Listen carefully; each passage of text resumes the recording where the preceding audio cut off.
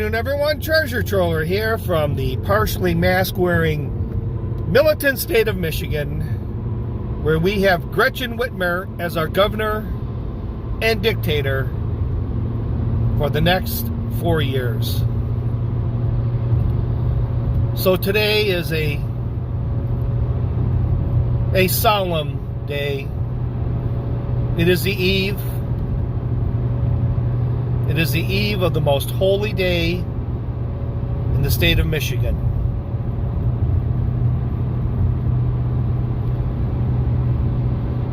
Tomorrow is the opening day of trout season. So I'd like us all to take a moment of silence for the opening day of trout season, the most holy day in the state of Michigan. Amen. All right. I think it's going to be a short one today. I'm not sure if you've seen it, but I watched the ring camera view of Crowder and his wife. And it's pretty disturbing. If I can find it, I'll provide a link. There's some other sites have put it up. But it's a rather disturbing video. And I find it a little bit ironic where Crowder tapes his phone call with the Daily Wire to put it out to show what miserable businessmen the Daily Wire are. And then somehow, I guess his wife, or ex-wife, or soon-to-be ex-wife, posts this video of Crowder.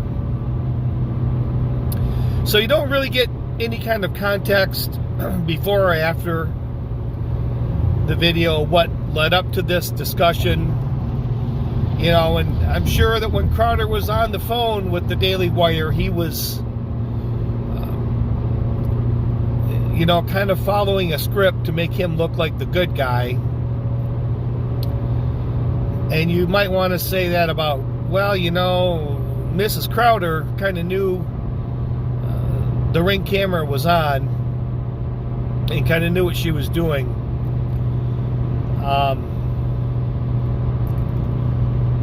But she might have known, but I think she knew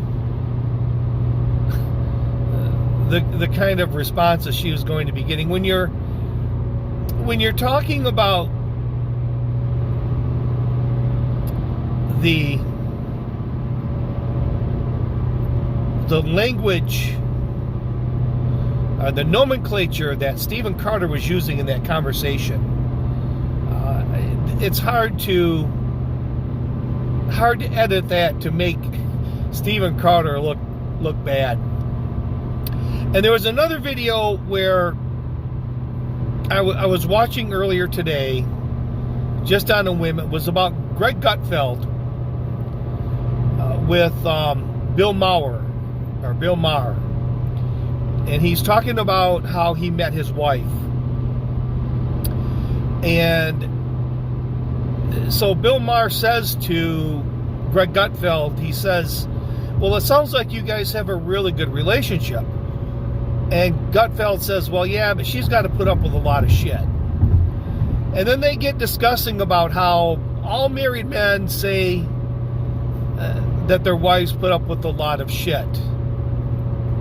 And then Greg Gutfeld says, well, there's no way that you can say that you have to put up with a lot of shit, because if you said that, you're really in trouble.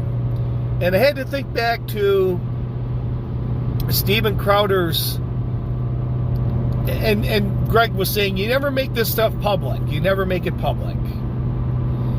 And not only did Crowder make it public, but he said, well, I've had a boot on my neck, and I married the wrong person, and whatnot.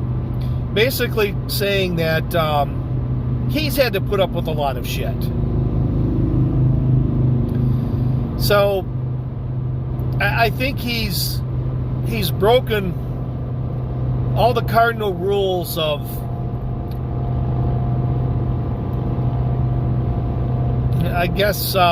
man law. She has to put up with the shit, and you never say that you have to put up with her shit. I think it's a really bad look for Crowder. I know that I'm reasonably certain that his ex-wife is a pretty good. They talk about how they're Christian and stuff. Well, his wife went to Hope College, and that's down in Holland. It's a very conservative part of West Michigan. I mean, if you're looking for a blonde-haired, blue-eyed girl, and what guy isn't, you're going to find them in Holland. They got that Dutch ancestry working for them. And Hope College is a private Christian school. So there's probably a few bad apples there, but if you're going to date someone from Hope College, you don't necessarily have to know the scripture, but you got to be attending church, and you got to be living by the word. I got a feeling that she's probably the better Christian in the relationship, and the one that tried the hardest to keep things going. The other part of it, I mean, the way he was talking, I always told my daughter that if there was a guy that was going to date you, I said it's very important for them to know what a gelding is. They need to understand what a gelding is, because if they hurt you, I'm going to turn them into a gelding. After seeing the Ring camera footage, if she was my daughter, Steven Crowder would be a gelding as we speak, or as I speak. There's no way I would have let that shit slide. So I can sort of excuse his, I don't know what the guy's first name is. His last name I think is Landau, where he had just left the Crowder show. They were talking about how difficult he is to work with. You know, Candace Owens there's sort of the general consensus that Steven Crowder is difficult to work with. And if you go to some of Jordan Peterson's seminars or vlogs, and when he talks about successful people, really successful people in business, he says they'll work 80 hours a week. No problem. They'll work 80 hours a week. They'll do what it takes to get to that top. And they're, in a sense, they're not nice people. They don't go to work to manage people, and everyone's doing everything they're supposed to be doing. Something's always happening that they need to be a part of. Things don't always run right. Things are always running wrong. They're not happy people. They're not very friendly people. They're absentee fathers. They're absentee spouses. And Jordan, at the end of one of his seminars, says, and you know something? I'm not sure I would want sort of the manager or the CEO of a company to be any different than that.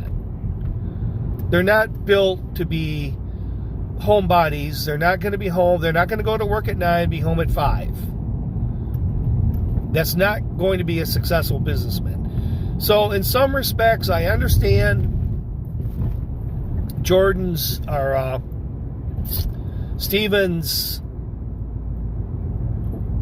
bad rapport with his some of his employees and whatnot. So there's a little bit of a two-way street in there. I can understand the business side and Stephen being difficult. He probably, he's the show, and I understand that. But the conversation he had with his wife,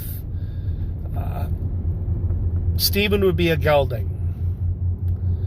Stephen, if it was up to me, Stephen would be a gelding. So with that, this is Treasure Troller saying aloha and good day.